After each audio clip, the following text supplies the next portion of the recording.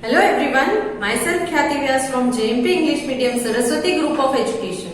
Today I am conducting this session for grade 5, subject is SS.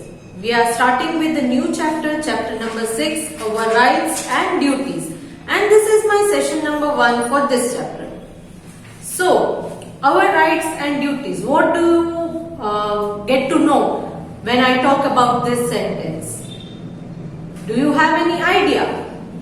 Okay, our rights and duties means हम जिस देश में रहते हैं वहाँ हम कुछ राइट्स को एंजॉय करते हैं, हमारे कुछ अधिकार है जो हमें मिलने ही चाहिए, एंड ड्यूटीज मतलब हमारा कुछ कर्तव्य भी है जो इस देश की तरफ होता है. Correct. So in this chapter we are going to learn about the rights and the duties that we are having as a citizen of our country, that is India. So let us start today's session. The Indian Constitution was passed by the Constituent Assembly on 26 November 1949. Constituent Assembly मतलब क्या है? See, first paragraph में आपको दिया है, the Constitution of India was written by the elected body called the Constituent Assembly.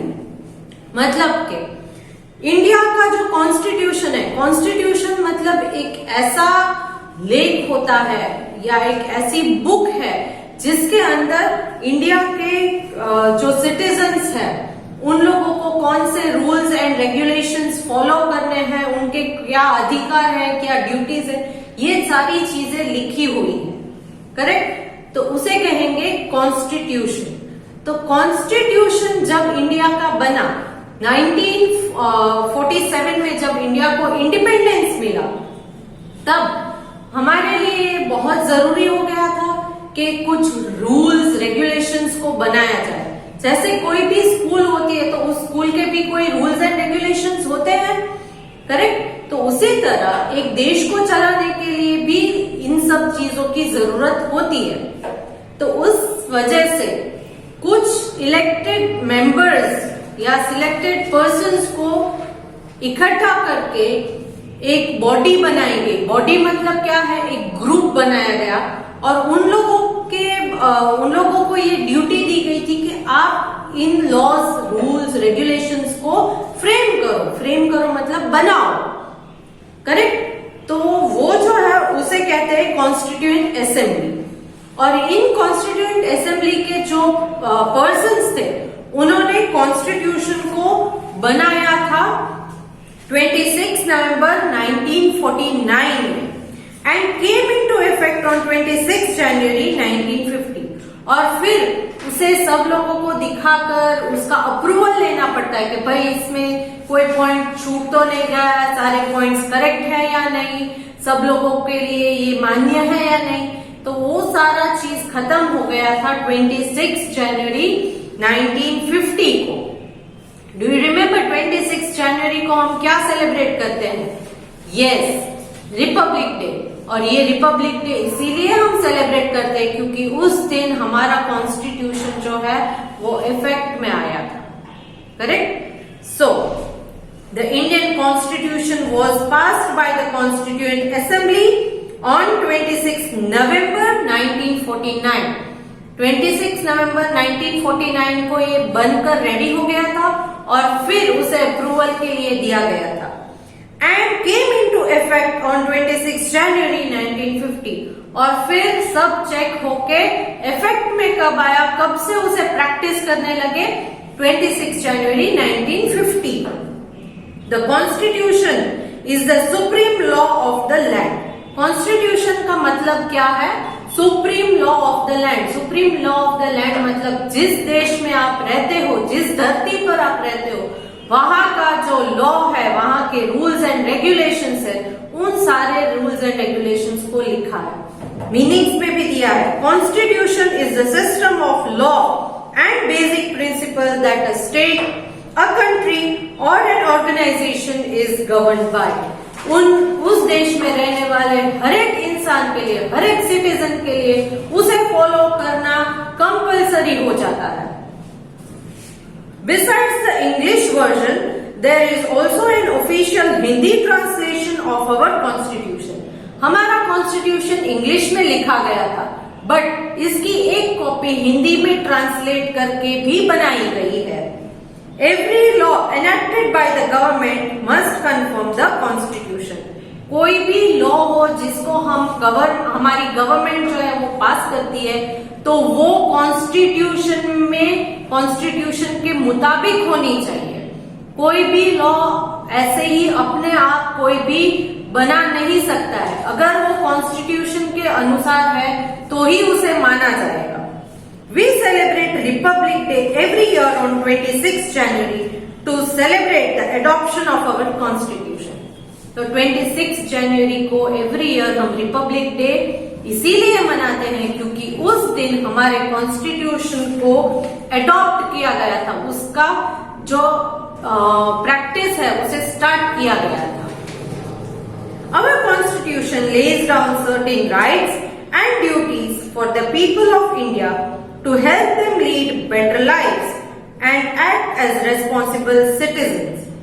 हमारे constitution में कुछ राइट्स एंड ड्यूटीज के बारे में लिखा गया है, जिससे ये हमारी कैसे मदद करेंगे ये राइट्स एंड ड्यूटीज, ताकि हम एक रेस्पॉन्सिबल सिटीजन बन के यहाँ रह सके इरेस्पेक्टिव ऑफ सेक्स. इसमें सारी डिटेल्स दी गई है, चाहे वो मेल हो या फीमेल हो, किसी के लिए अलग अलग रूल्स एंड रेगुलेशंस नहीं बनाए गए हैं. कास्ट, किसी भी धर्म जाति के लोग हों उनके लिए सेम कॉन्स्टिट्यूशन है. रिलीजन और प्लेस ऑफ बर्थ, आपका कोई भी प्लेस ऑफ बर्थ हो, किसी भी कास्ट, रिलीजन, किसी भी सेक्स के आप हो, बट कॉन्स्टिट्यूशन में ये दिया गया है कि वी आर ऑल इक्वल और सारे लोगों के लिए एक ही कॉन्स्टिट्यूशन को मानना is compulsory. The rights of the citizens are known as fundamental rights. हमारे जो अधिकार है, राइट्स है, उसे हम कहते हैं fundamental rights. And the duties are known as fundamental duties. और हमारी जो ड्यूटीज है उसे हम कहते हैं फंडामेंटल ड्यूटीज. क्या कहते हैं? Fundamental duties. अब राइट्स एंड ड्यूटीज के बिटवीन में what difference do you think? Rights और ड्यूटीज में क्या डिफरेंस है? राइट्स, फॉर एग्जाम्पल मैं आपको बताती हूँ, सिंपल एग्जाम्पल.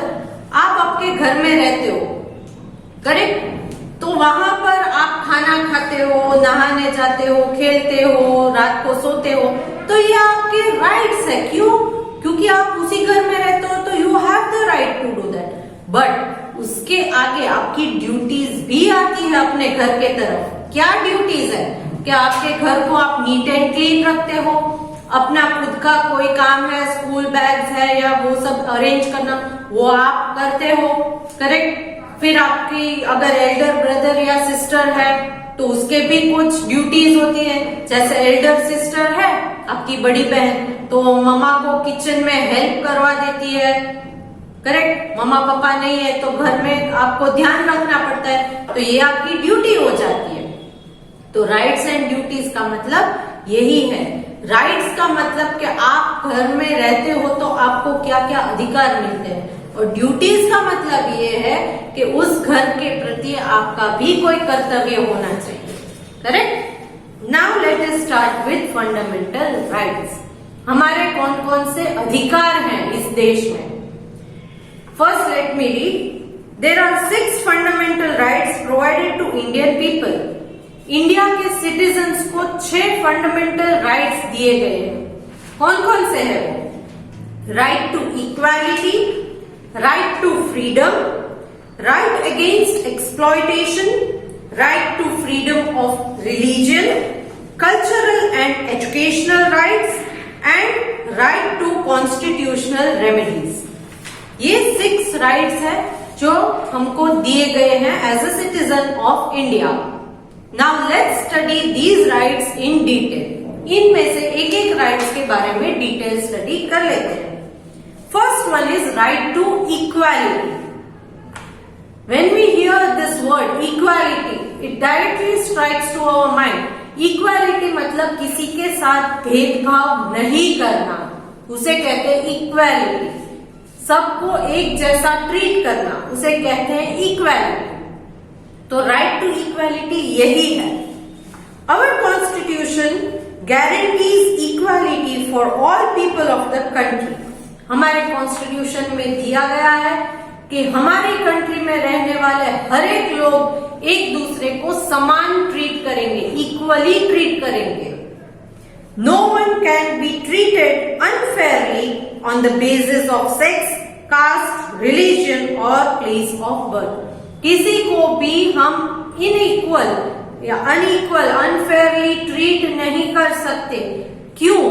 आप कोई ऐसा नहीं बोल सकता कि मैं लड़का हूं तो मेरे लिए कुछ अलग रूल्स होते हैं, तुम तो लड़की हो, तो ऐसा नहीं है। तो on the basis of sex आप डिस्क्रिमिनेट नहीं कर सकते। Then on the basis of caste, जाति के नाम पर कोई इनइक्वालिटी नहीं होनी चाहिए। रिलीजियन, मैं हिंदू हूं तुम मुसलमान हो, तो इस तरह से भी इनइक्वालिटी नहीं होनी चाहिए। एंड प्लेस ऑफ बर्थ, मैं बड़े सिटी का हूं तुम छोटे प्लेस से आए हो, विलेज से आए हो, तो यहाँ इस तरह की भी इनइक्वालिटी नहीं चलेगी। However, the weaker sections of the society are protected by some laws. Weaker sections मतलब क्या?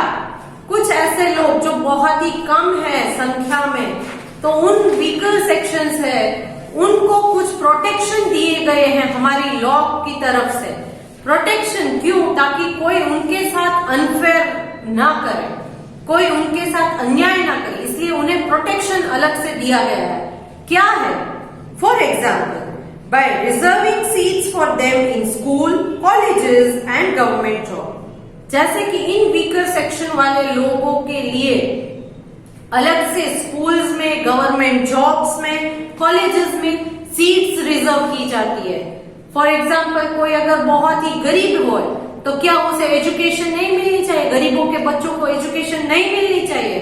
क्यों? क्योंकि वो वीकर सेक्शन है। नो, तो उनके लिए सीट्स अलग से रिजर्व कर देते हैं कि भाई गरीब का बच्चा है तो क्या हुआ, उसे भी शिक्षा मिलनी चाहिए, एजुकेशन तो मिलना ही चाहिए।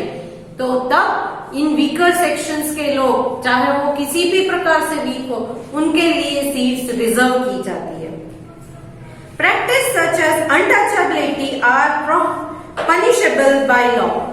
अनटचेबिलिटी मतलब पहले के जमाने में जो कुछ पर्टिकुलर कास्ट के लोग थे उनसे सब दूर रहा करते थे, उनको कोई टच भी नहीं करता था, ऐसा सब था।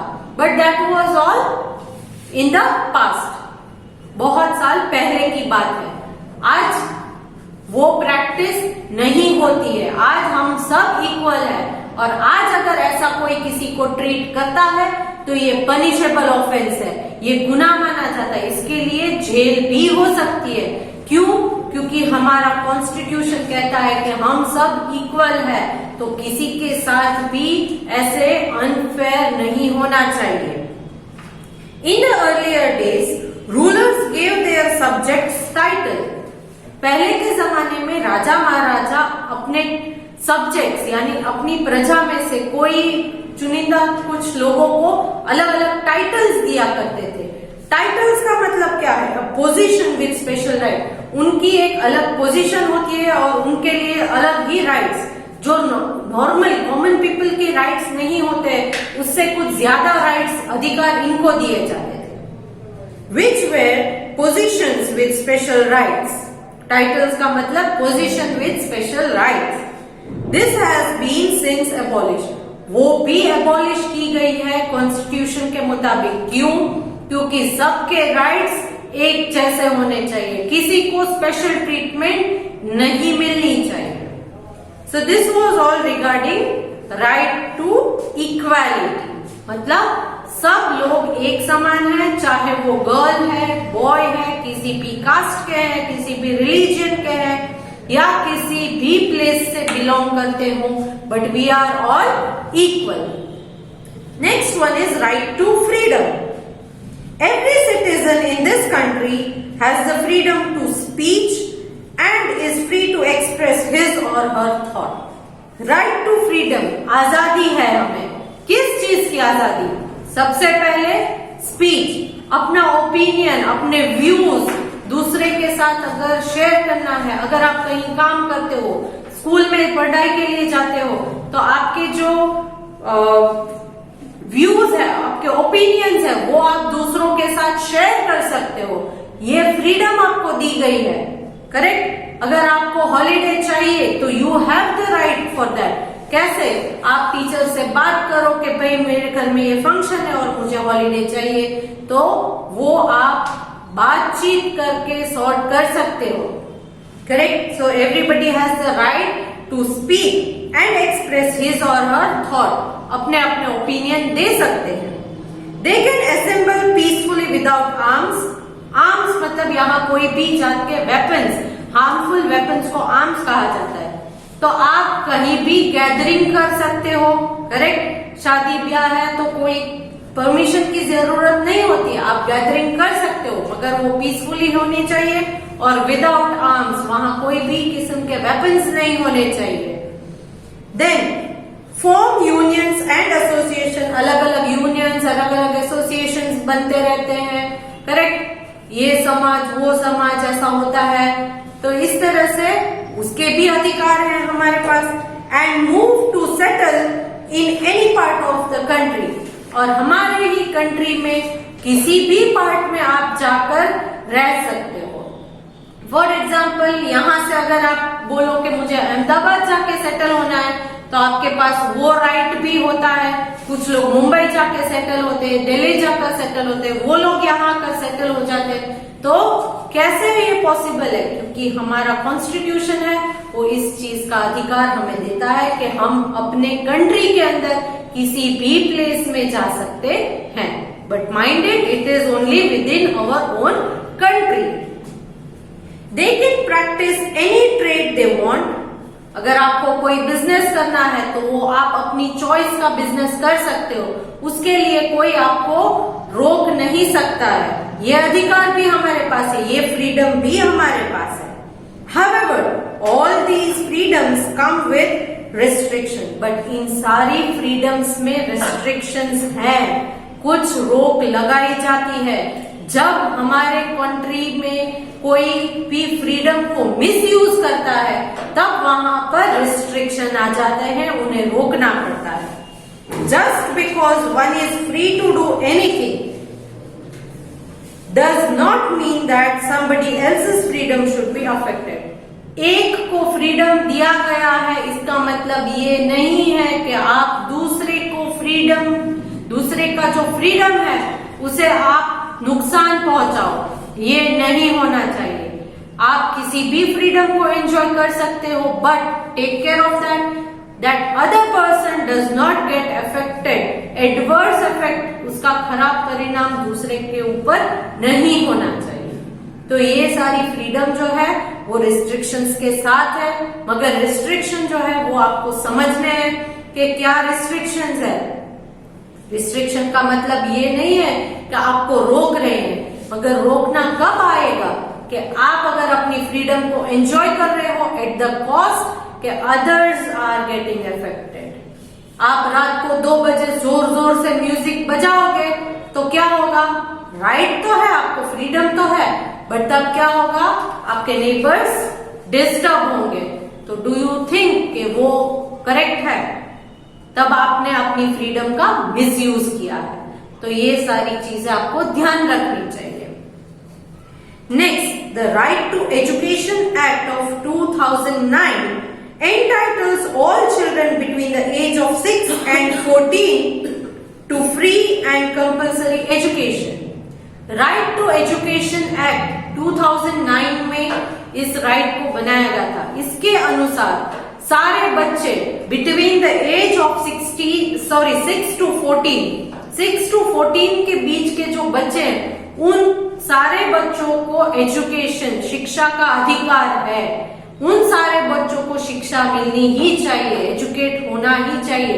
एटलीस्ट प्राइमरी एजुकेशन सब बच्चों को मिलनी चाहिए, ताकि वो बच्चे जब बड़े होकर देश के सिटीजन बने, then they will become a responsible citizen.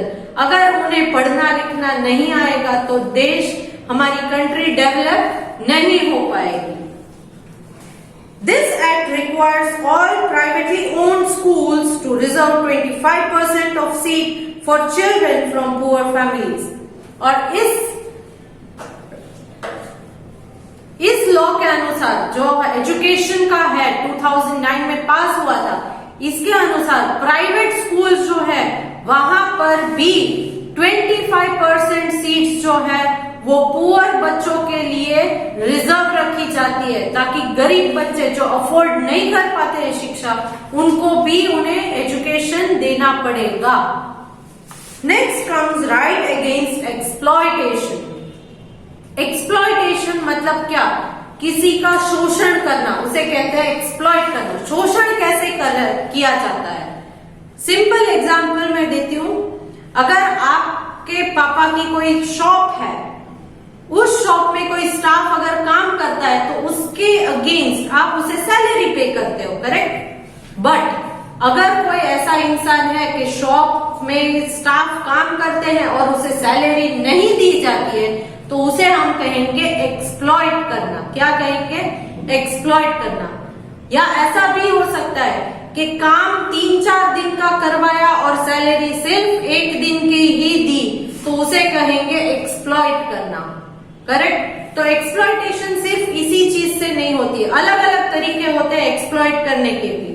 तो यहाँ पर राइट अगेंस्ट एक्सप्लॉइटेशन मतलब एक्सप्लॉइटेशन के विरुद्ध में राइट है कि उसके अगेंस्ट आप आवाज उठा सकते हो, कोई आपको एक्सप्लॉइट नहीं कर सकता।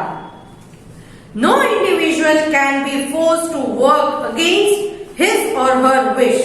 किसी भी इंडिविजुअल को उसकी इच्छा के विरुद्ध आप काम नहीं करवा सकते। अगर उसे काम नहीं करना है तो फोर्सफुली उसे काम नहीं करवा सकते। एंड और विदाउट वेजेस, और वो भी आप पे करो या पेमेंट के बगैर काम करवाना, वो भी गलत है। अगर उसकी इच्छा नहीं है काम करने की और आप उसे बोलते हो कि नहीं काम तो करना ही पड़ेगा, मैं तुम्हें वेजेस यानी सैलरी दूंगा, बट उसकी अगर इच्छा नहीं है तो आप नहीं करवा सकते। और ऐसा भी हो सकता है कि काम करवाते हो मगर वेजेस नहीं देते हो, तो ये भी गलत बात है। Children should not be forced to work. बच्चों से काम नहीं करवा सकते, ये एक ऑफेंस है। No child below the age of 14 can be made to work. किसी भी बच्चा जो 14 इयर्स से कम उम्र वाला है उससे हम काम नहीं करवा सकते। ये एक ऑफेंस माना जाता है, गुनाह माना जाता है, correct? So this was right against exploitation. तो आज के सेशन में हमने 3 फंडामेंटल राइट्स के बारे में स्टडी किया है। आगे और 3 फंडामेंटल राइट्स है और फंडामेंटल ड्यूटीज भी हैं जो हम नेक्स्ट सेशन में कंटिन्यू करेंगे। So today's session we will keep only till here, that is right against exploitation. I am sending a PDF that is a worksheet based on the fill in the blanks. Hint box में answers दिए गए हैं, तो blanks में answers आप hint box में से select करके अप्रोप्रिएट आंसर्स लिखोगे। You can go through the textbook to fill in the blanks, okay? And I want you all to read the chapter till where I have explained in this video session, so that you are having no doubts, and we can continue with the remaining chapter in the next session, okay? Chalo, let me take your leave now. Bye.